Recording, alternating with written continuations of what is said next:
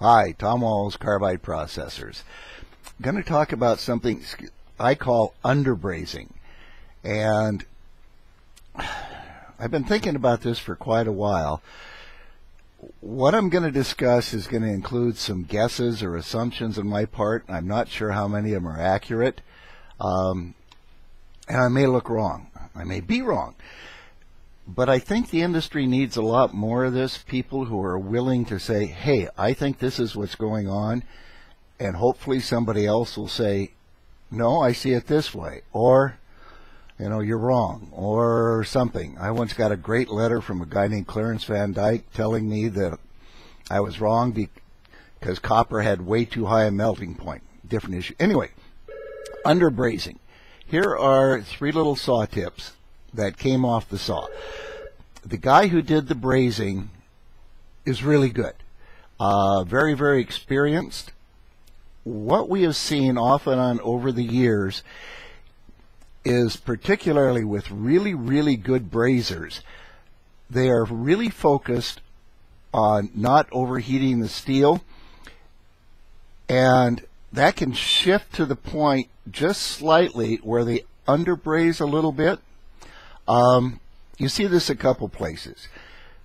When tips do not wet, when they don't want to braze and stay on, we often see a really good conscientious brazer, highly skilled brazers typically, who will use a little more heat and a little more force pushing it in.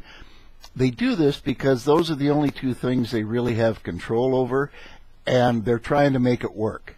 An analogous situation is a new kid who wants to make sure that bolt's tightened on enough and twists it off. Done that myself. But anyway, what I think happens, well, what I know happens is that the Braze alloy melts over a range. And I've got a video where it shows Braze alloy melting. And when it hits the melt point, it melts, and you've got to pick a melt point, but there's a flow point beyond that. I think a really good brazer is really good enough that they can catch it when it starts to melt before it's fully melted. And I think there are a couple other things going on here. Steel is about 99+% metal. There's a little carbon in there. Tungsten carbide is maybe 10% cobalt, is a fair amount of cobalt in the tungsten carbide. So tungsten carbide is about 90% ceramic grains and 5 to 10% metal. The metal is thermally conductive. The ceramic are thermal insulators. The steel will accept heat a lot faster than the carbide saw tip will. This is one of the reasons a lot of experienced brazers will. I have no idea what I'm doing with my hands here. All right, this is a saw tip. This is a saw tip. This is the saw. How's that? They will direct their heat through the carbide to make sure the carbide gets hot enough. On these tips, what I saw with a microscope, and I'll put these up on the blog. What I saw in the microscope is that they had been treated. They'd been through a special process to make the surface wettable. I think that you can classify that particular process as a plating process. They say no, it's not a plating process. They say it's a surface enhancement, which could be the same thing. But anyway, on these tips, what you see is you see little remnants of the plating. You can certainly see it where it hasn't been ground, and you can see where that plating is pulled off and left the carbide surface underneath.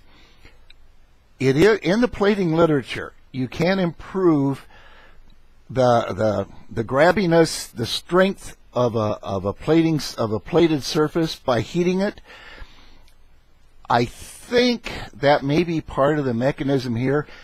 If you get everything hot enough, which is slightly above the melt point, maybe 50 degrees Fahrenheit, if you get everything hot enough, I think maybe you improve the bond between that that surface plated or what, a surface enhancement or whatever, I think that sticks better to the carbide. I also know that this particular treater is having a lot of problems. They're backed up about 7 weeks and not making delivery on that. And typically when they get backed up, their quality has slipped. I'm not going to mention the name. I got a letter from their attorney years ago about it. It was nonsense, but I just don't need it. So anyway, Underbrazing, really experienced brazers. And when we made the change from cadmium to cad-free alloys, we went out and tried to see how good brazers were. We never found out because they were a lot better brazing, a lot more consistent, a lot more repeatable than we were with a stopwatch. So anyway, there is such a thing as underbrazing.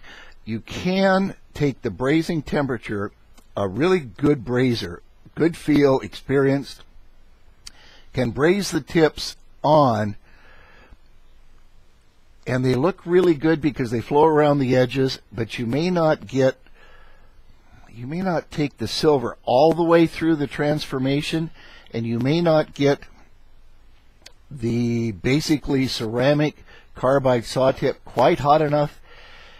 And I think we're talking fractions of a second here. But anyway, if you're having unexplained tip loss, you might try just a tad more heat, a second. There's a saw shop in town they talked about had this problem. They went to 2 seconds. So that's it.